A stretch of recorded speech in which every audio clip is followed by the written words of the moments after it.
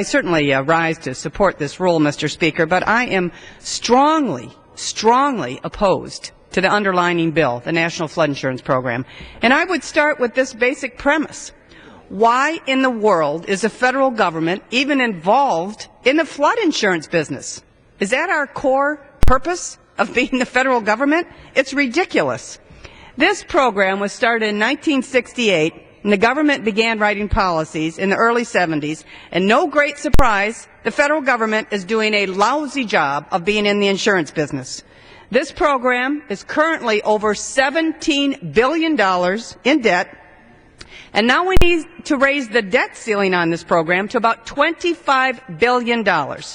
And recently, the FEMA administrator testified to Congress that the flood insurance program, no great surprise, is likely to stay in debt, massive debt, forever.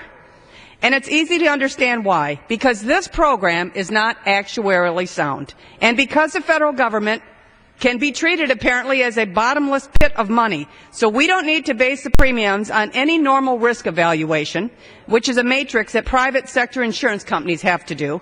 In fact, we actually encourage people to build in flood-prone areas that repeatedly flood. And just consider this one statistic. Only 1% of the properties in this program are considered to be repetitive losses. 1%. Yet that 1% account for 40% of the claims because they repeatedly flood and the federal government subsidizes them to reconstruct. And at a time of extreme financial distress for our nation, the federal government is subsidizing flood insurance. Why?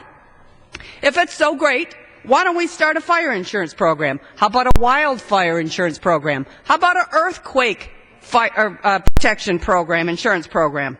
The truth is, Mr. Speaker, if we have a natural disaster in our country, this Congress, Americans, will always stand up and help that part of the country, that area of the country that is suffering. We will always help our fellow Americans.